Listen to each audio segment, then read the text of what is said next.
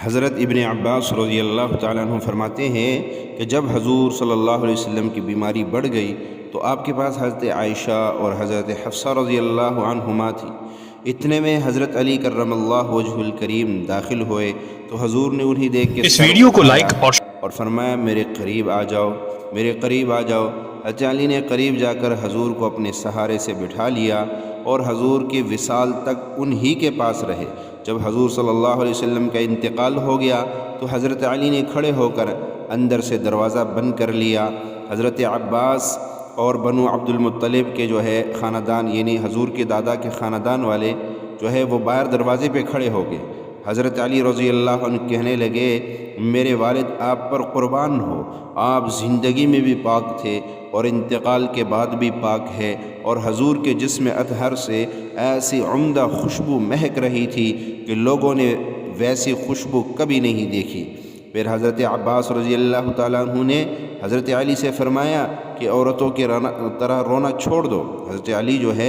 وہ غم کے وجہ سے رو رہے تھے، تو عباس جو آپ کے چچا لگتے انہوں نے آپ کو کہا کہ عورتوں کی طرح رونا چھوڑ دو اور حضرت محمد مصطفیٰ صلی اللہ علیہ وسلم کے تجہیز اور تکفین کی طرف متوجہ ہو جاؤ۔ تو اس پر حضرت علی رضی اللہ تعالیٰ عنہ فرمایا کہ حضرت فضل بن عباس کو میرے پاس بھیج دو۔ انصار نے کہا ہم تمہیں اللہ کا اور حضور سے اپنے تعلق کا واسطہ دے کر کہتے ہیں کہ حضور کے کفن اور غسل میں ہمیں بھی شامل کر لو۔ تو اس پہ حضرت علی نے کہا کہ اپنا ایک آدمی اندر بھیج دو۔ چنانچہ انصار نے اپنا ایک آدمی اندر بھیجا جس کا نام اوس بن خولہ رضی اللہ تعالیٰ عنہ تھا۔ اس نے ایک ہاتھ میں گھڑا اٹھایا ہوا تھا۔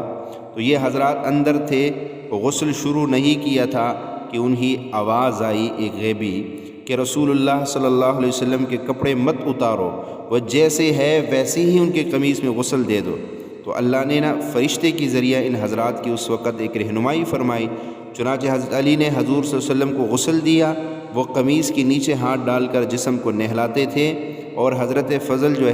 وہ پردے کے چادر انہوں نے تھامی ہوئی تھی اور انصار پانی لا رہے تھے، اور حضرت علی اپنے ہاتھ پر کپڑا باندھا ہوا تھا اور حضور صلی اللہ تعالیٰ علیہ وسلم کو وہ غسل دے رہے تھے۔ تو یہ جو طریقہ لکھا گیا ہے یہ صفحہ 368 حیات الصحابہ حصہ دوم کے اندر کہ آپ صلی اللہ علیہ وسلم کی تجہیز و تکفین کیسی ہوئی، پھر نبی پاک صلی اللہ علیہ وسلم پہ جنازہ کس نے پڑھا اور کیسے پڑھایا گیا۔ تو اس بارے میں حضرت ابن عباس رضی اللہ تعالیٰ عنہ فرماتے ہیں کہ جب حضور صلی اللہ علیہ وسلم کے انتقال ہو گیا تو پہلے مردوں کی جماعت کی صورت میں ان کو اندر بھیجا گیا، اور انہوں نے امام کے بغیر ہی حضور کی نماز جنازہ پڑھی۔ وہ نماز پڑھ کر باہر آ گئے، پھر اس کے بعد عورتوں کو اندر بھیجا گیا، انہوں نے نماز جنازہ پڑھی، پھر بچوں کو اندر داخل کیا گیا، انہوں نے نماز جنازہ پڑھی، پھر غلاموں کی جماعتوں کو اس صورت میں ان کو اندر بھیجا گیا، انہوں نے نماز جنازہ پڑھی۔ حضور کے نماز جنازہ میں ان سب حضرات کا امام کوئی نہیں تھا، اپنے اپنے طرز پہ یہ جا کے درود پاک پڑھتے تھے۔ حضرت سعد رضی اللہ تعالیٰ عنہ فرماتے ہیں، حضرت سعد بن سعد رضی اللہ تعالیٰ عنہ فرماتے ہیں جب حضور صلی اللہ علیہ وسلم کو کفن پہنا دیا گیا تو آپ کو چارپائی پہ رکھا گیا، پھر وہ چارپائی حضور کے قبر کے کنارے رکھ دی گئی، پھر لوگ اپنے ساتھیوں کے ساتھ اندر آتے اور اکیلے اکیلے بغیر امام کے نماز پڑھتے۔ اسی طرح حضرت موسیٰ بن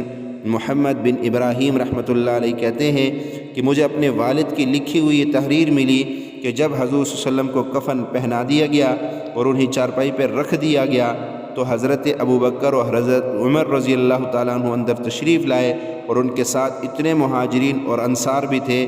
جو اس کمرے میں آ سکتے تھے۔ ان دونوں حضرات نے کہا السلام علیک ایھا النبی ورحمۃ اللہ وبرکاتہ، پھر انہی الفاظ کے ساتھ مہاجرین اور انصار نے سلام کیا، پھر ان سب نے صفیں بنائی، لیکن ان کا امام کوئی نہیں تھا۔ حضرت ابو بکر اور حضرت عمر پہلی صف میں حضور کے سامنے تھے۔